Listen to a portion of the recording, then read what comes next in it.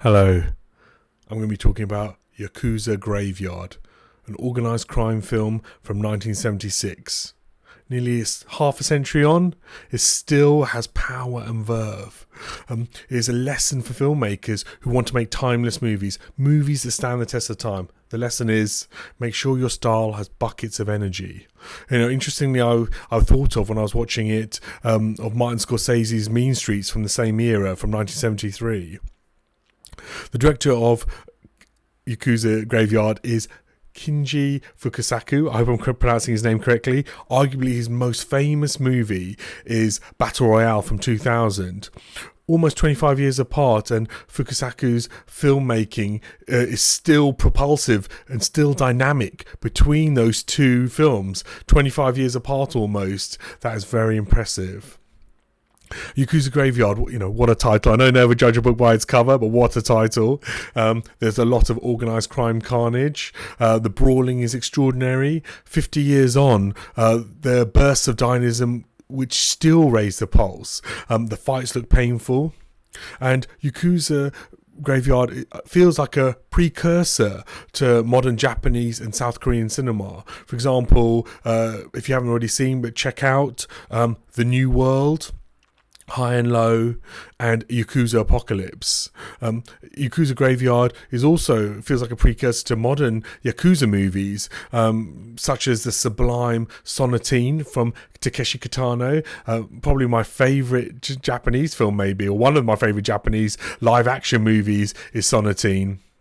Certainly one of my favourite organised crime movies. So a fantastic Yakuza movie, Sonatine. I highly recommend you putting that on your to-watch list. Yakuza Graveyard is about Ryu, played by Tetsuya Watari. I hope I'm pronouncing his name correctly. He's a cop cut from a different cloth, like so many movie cops. He's unafraid, he's violent, and he's unhesitant to mete out beatings to criminals. Interestingly, he's not someone the audience easily roots for. He's taciturn and lacks charm. He's indifferent to the politics of the street and the politics of the police force. He doesn't seem to expend any energy on pleasantries. He seems to think his actions speak loud enough.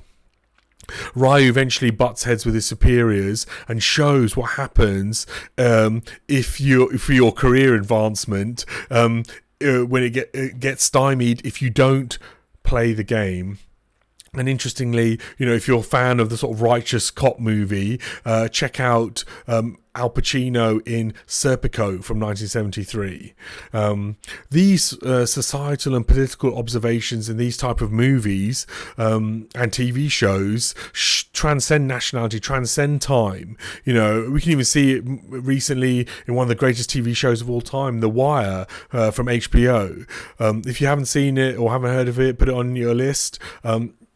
It is heavy, 5 seasons, but your time will be rewarded by watching it. In Yakuza Graveyard, the lead reminds me, funnily enough, or weirdly enough, of Rorschach in Alan Moore's graphic novel Watchmen. Ryu has like purity of purpose, sort of he's devoid of shades of grey, but unlike the graphic novel character, Ryu eventually becomes jaded and gives in. He's worn down by corruption, cynicism, laziness of those around him. But Ryu still fights for the underdog, though nihilism takes over. But Ryu is not portrayed as a hero or even a good guy.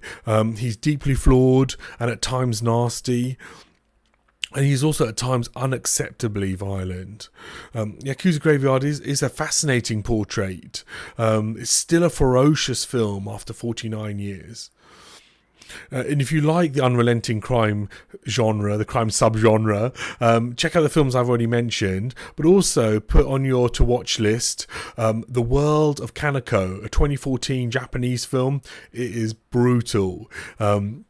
Merciless movie about an ex-cop who tears apart Japanese society looking for his missing daughter. Also check out Sabura from Italy, one of my favourite, if not my ultimate favourite Italian movie.